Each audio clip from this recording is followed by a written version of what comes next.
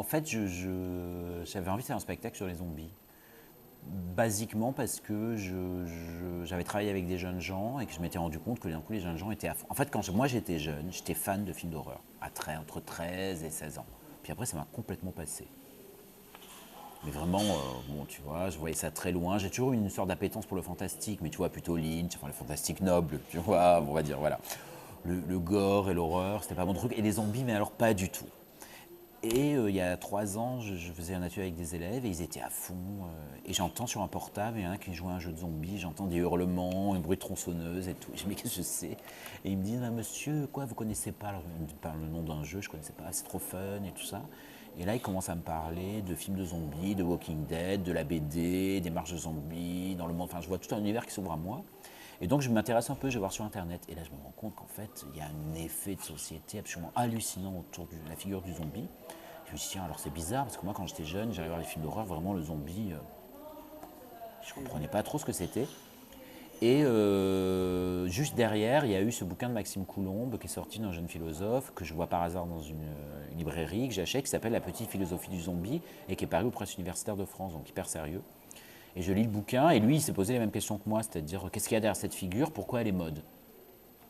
Enfin, il essaie d'avoir un certain nombre de réponses que j'ai trouvées totalement passionnantes. Parce que d'un coup, si tu veux, il me racontait que. Ben moi, je voyais que le genre, quoi. Et ce qu'il y avait à l'intérieur, ce qu'il pouvait y avoir de questionnant, d'horrible, et ce qu'il pouvait y avoir dans la peur de l'autre, dans le rejet de l'autre, dans tout ce qu'elle peut cristalliser de xénophobie, de racisme, de la différence, tout ce qu'il pouvait y avoir dans cette figure. Parce qu'à partir du moment où le zombie, dans les jeux, on prend une mitraillette et on peut le tuer, le dégommer sans aucun souci moral, bah, tu vois très bien le rapport avec la Shoah, avec l'esclavage. Enfin, tu vois, on est exactement dans une continuité et il pose ça comme question.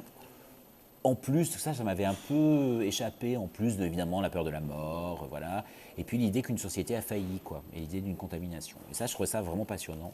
Et je lis ce bouquin et je me dis, oh là là, il faut absolument faire un spectacle avec un zombie sur le plateau, parce que j'étais obsédé par l'idée de me dire, mais qu'est-ce que ça produit si on met quelqu'un maquillé en zombie sur un plateau? C'est à la fois ridicule et je me suis dit, en même temps, au théâtre, personne n'aura peur, quoi. Les gens, ils vont toujours... Enfin, on va voir l'humanité derrière.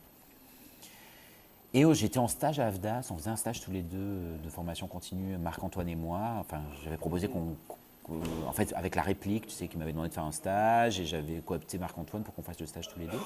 Et donc on travaille sur ça, et en même temps, pendant ce stage, c'est intéressant de savoir, Marc-Antoine en fait a écrit aussi pour des sitcoms. Ça, il ne le dit pas trop. D'accord. Et comme le thème du stage, c'était l'écriture qui semble réaliste. Et quelle est la différence entre une écriture de théâtre qui semble réaliste et une écriture de télé qui est réaliste? Et donc je l'ai convaincu en cours de stage d'amener des bouts de scénarios de sitcom qu'il avait écrits. Ce qu'il ne voulait pas du tout parce que c'est très mauvais et tout. Et on les a travaillés en stage, en voyant bien que ça ne marche pas du tout sur un plateau, quoi. C'est-à-dire que d'un coup, quand tu n'as pas la caméra, ben, tu sais, genre un truc sitcom, quand tu es dans Plus belle la vie, tu vois, on a par Borelli, on discute alors, tu l'as rencontré, oui, tu vois. Tu mets ça sur un plateau, l'écriture, elle fait fraf. Et donc on a travaillé sur ça, et donc un soir on dînait ensemble, et je lui dis, tu sais, vraiment ça m'interroge, parce que, voilà, moi j'aimerais faire un spectacle sur les zombies. Et alors là, Marc-Antoine me dit, quoi, les zombies? Mais non, mais t'es fou. Ah ben moi je connais, parce qu'il voit où je voulais en venir. Je lui dis, mais ça t'intéresserait pas d'écrire un petit bout, tu vois, et il me dit, non, écoute-moi, les zombies, j'ai horreur des films d'horreur, je comprends rien, et tout ça. Et j'ai dit, écoute, lis le bouquin de Maxime Coulombe, et puis on en reparle. Et il le lit, et il me dit, oui, mais je comprends pourquoi ça t'intéresse. Parce que moi non plus, je ne voyais pas du tout ça comme ça. Et en fait, l'aventure est née de là. Et je lui ai dit, écoute, et comme on était en même temps, on venait de travailler sur la série, on a eu des fous rires un soir, et il me dit, ah là, mais c'est génial, mais il faut que ça passe pendant une série télé. Tu vois, il y aurait des acteurs avec un zombie qui vient, qui joue en zombie. Et c'est complètement absurde, parce que du coup, comment les acteurs réagissent par rapport aux zombies, etc. En fait, l'idée qu'il y a dans la pièce est née comme ça, dans le soir, on buvait des coups, et jeté comme ça, et je dis, ah oui, c'est drôle, c'est génial et tout. Enfin, tu vois, mais vraiment comme un truc même où tu te montes un peu et tu te dis. Puis d'un coup, tu te dis, mais c'est quoi ton kitsch, c'est ringard et tout. Et je me dis, mais c'est génial de faire ça au théâtre, quoi. Parce que je dis, bon, dans un truc un peu fou, je me dis, bon, c'est tellement pas tendance que je me dis, de toute façon, allons-y. Et donc, et je lui dis, écoute, moi, je te fais une commande d'écriture, qu'on rémunère évidemment. Et il me dit, bon, bah, ok, d'accord. Donc, il travaille un peu de son côté, puis après, voilà, on se revoit, et il y a une sorte d'aller-retour. Mais je l'ai laissé totalement libre d'écrire. Tu vois, parce que je n'ai pas intervenu dans le processus même de l'écriture. à partir de ce postulat de base, voilà, et il m'a rendu la pièce, il s'est enfermé 6 mois, bon, je ne sais pas comment il écrit, je pense pas tous les jours et tout, puis d'un coup, un jour, il me dit, ça y est, j'ai fini.